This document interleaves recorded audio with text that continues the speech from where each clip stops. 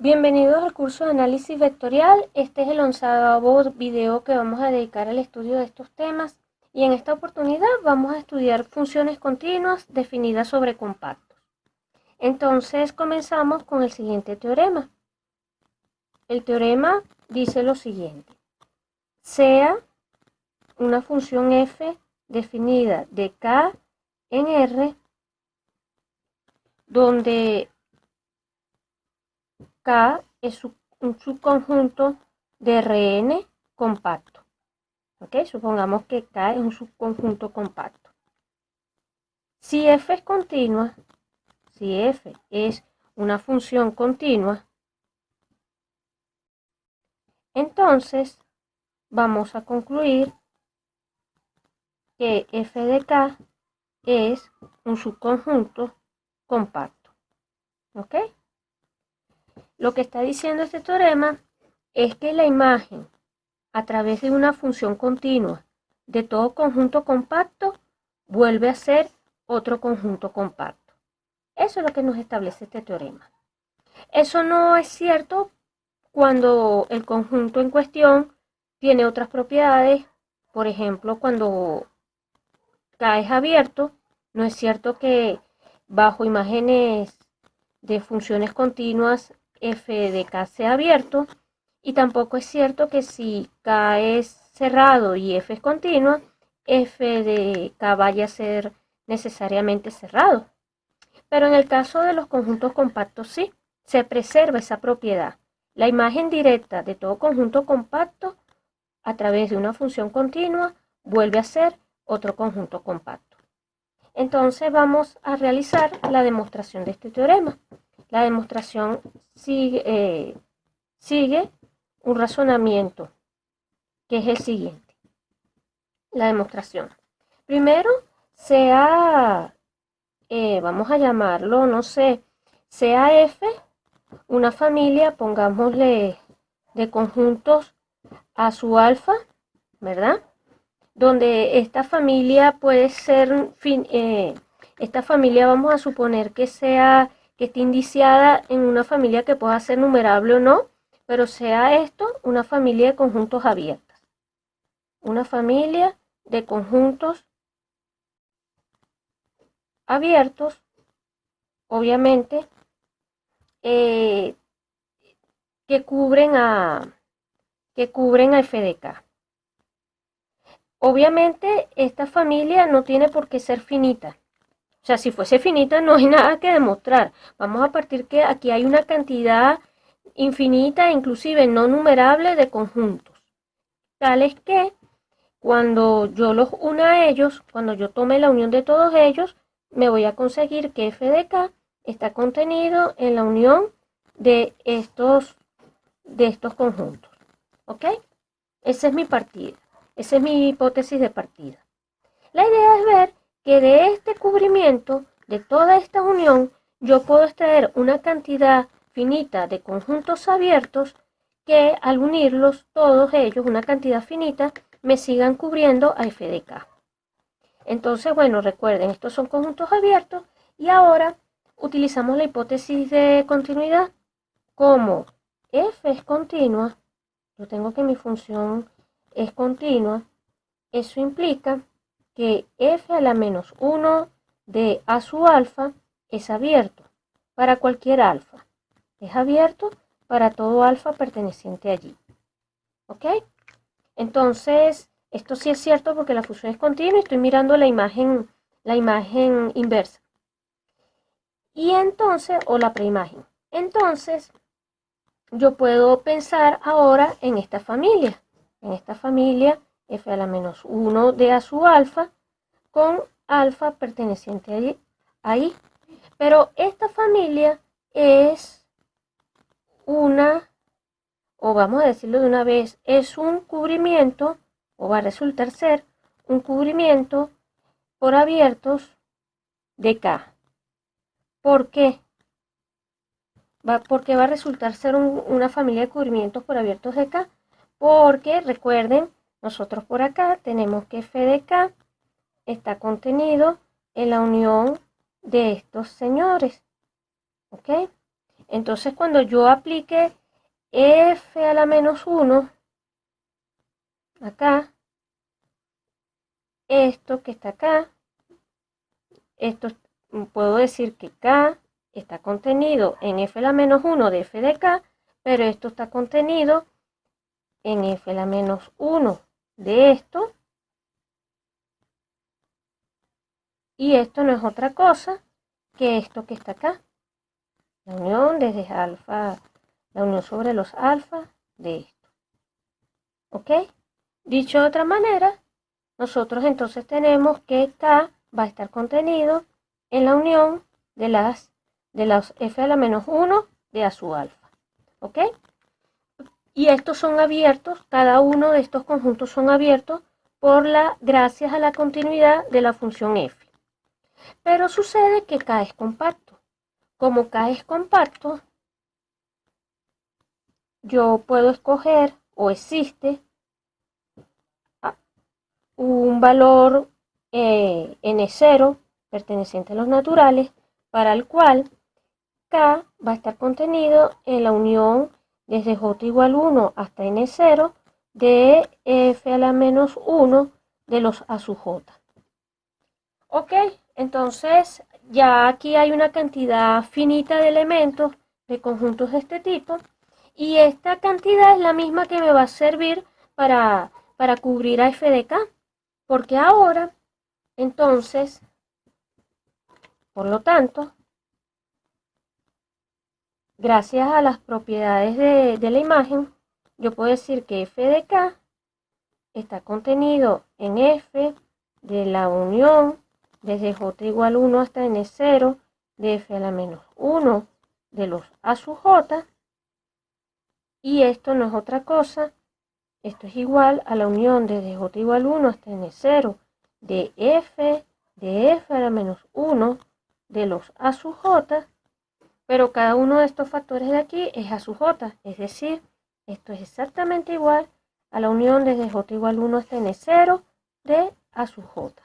Estoy concluyendo que la imagen está cubierta por una cantidad finita, una cantidad que va desde 1 hasta n0 de conjuntos abiertos. Esto es lo que me permite entonces decir que el conjunto f de k es compacto. Por definición de compacidad, más nada. Así se demuestra este teorema, que va a ser muy útil. Una observación previa o una nota que vale la pena señalar es que acabamos de realizar la demostración definiendo definiendo f de k en R, ¿ok? Con k compacto y f continua. Pero la misma demostración, digámoslo así, permítanme escribirlo, el argumento anterior es aplicable no solo a funciones escalares, sino también a funciones vectoriales. Es decir, si f está definida en k de k en Rm con m mayor que 1. Bajo la misma hipótesis, es decir, pidiendo que este conjunto sea un subconjunto de Rn compacto y pidiendo que la función f, definida ahora de k en Rm, de valores vectoriales a valores vectoriales, sea continua, nosotros podemos concluir que exactamente por el mismo argumento que f de k contenido en Rm va a ser un subconjunto compacto. ¿Ok? Así que allí no hay ninguna cosa distinta que hacer. Y de este teorema podemos deducir dos colorarios importantes. Primer colorario, rápidamente, es que si yo tengo que la función, nuevamente, definida de k en R, f continua y k compacto, ¿ok? Si yo tengo una función definida en k en R con f continuo y k compacto, entonces podemos concluir que f de k es cerrado y acotado. Es un subconjunto cerrado y acotado. ¿Ok? Y acuérdense que esto no es nada sino nosotros demostramos que en R todo conjunto compacto es cerrado y acotado, y todo conjunto cerrado y acotado es compacto. Entonces aquí es simplemente utilizar el teorema anterior y aplicar esa identificación que existe entre conjuntos compactos y los conjuntos cerrados y acotados. Y el mismo argumento vale colocando aquí un RM donde m sea mayor que 1. No hay problema con ello. El segundo colorario rápidamente que podemos establecer acá es el siguiente. Colorario que también es útil es CAF, otra vez definida de K en R continua, ¿ok? K compacto, ¿ok? Entonces, diremos que existen al menos dos valores x1, x2 pertenecientes a K, tales que ellos van a satisfacer las siguientes identidades. Estos valores x1 y x2 no tienen por qué ser únicos, ¿ok? Entre paréntesis. Pueden haber varios, pero existen al menos dos pares, x1 y x2, tales que satisfacen lo siguiente. Tales que f de x1 no va a ser otra cosa que el ínfimo para los x pertenecientes a K de f de x, y f de x2 no va a ser otra cosa que el supremo para los x pertenecientes a K de f de x.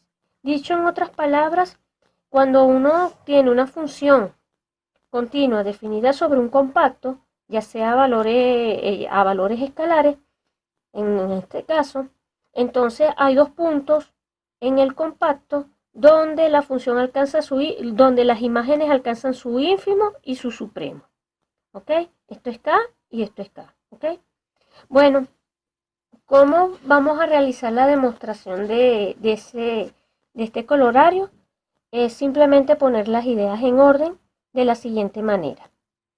Primero, repetimos, f de K es un conjunto cerrado y acotado.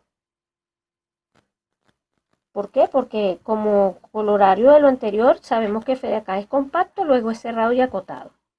Entonces, si denotamos alfa como el ínfimo de f de, lo voy a escribir así, el ínfimo de f de k, y denotamos por beta al supremo de las imágenes del conjunto f de k, ¿ok? Y a escribir esto, repito, por aquí apretadito, no es otra cosa que decir el ínfimo de los x pertenecientes a K de f de x, análogamente el supremo para los x pertenecientes a K de f de x. Es lo mismo, ¿no? Es la misma notación. Entonces lo que podemos decir en este caso es que alfa pertenece al conjunto de puntos de acumulación de esto. Y beta es un punto de acumulación de la imagen. ¿Ok? Alfa y beta son puntos de acumulación. Esto quiere decir que alfa y beta, pero acuérdense que este conjunto es cerrado. Esto implica entonces que alfa y beta están en la imagen. Esto implica que alfa pertenece a f de k y beta también pertenece a f de k. Aquí utilizando el hecho de que f de k es un conjunto cerrado porque es compacto. Y entonces contiene a todos sus puntos de acumulación.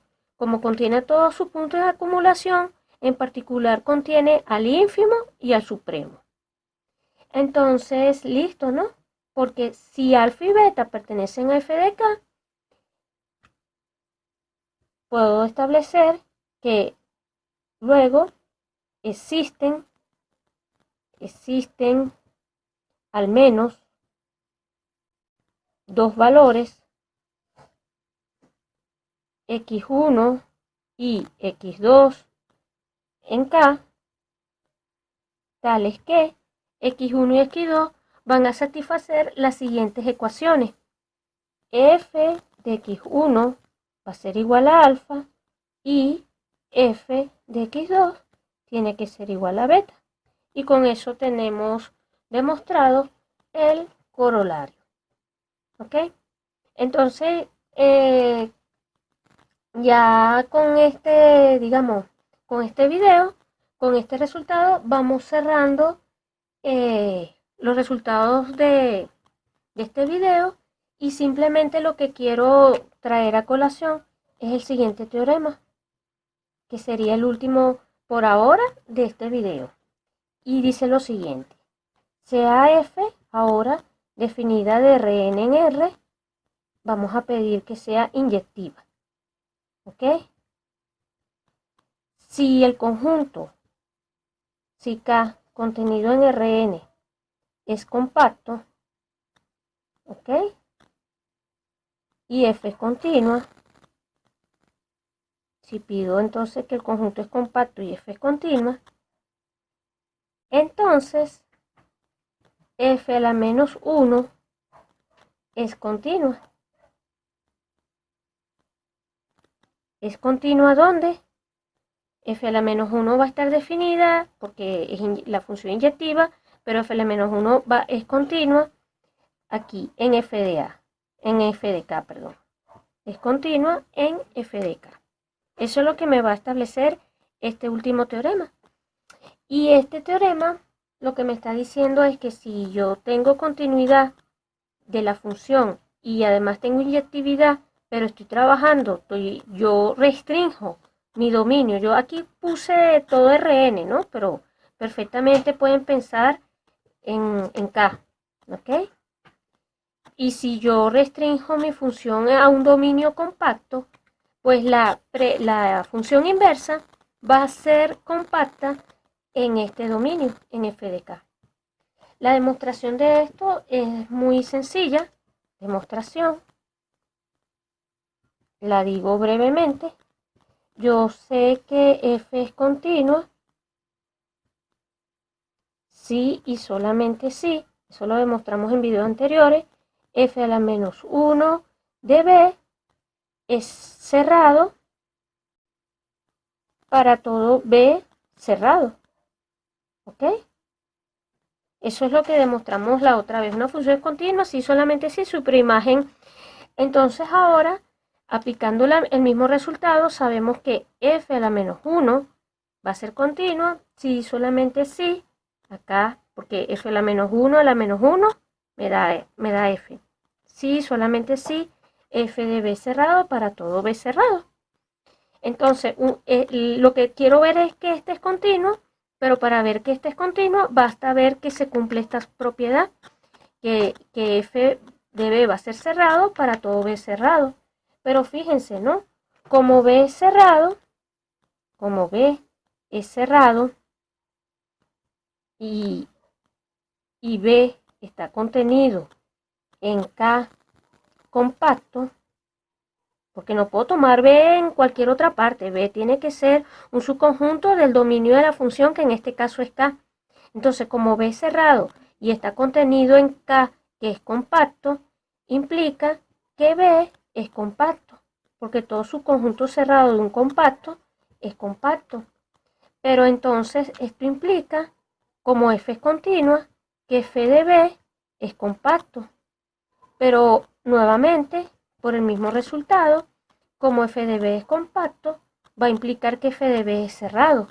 Esto implica ahora que f de b es cerrado, porque es compacto, es mucho más fuerte, y esto va a implicar entonces que f a la menos 1 de b es continua.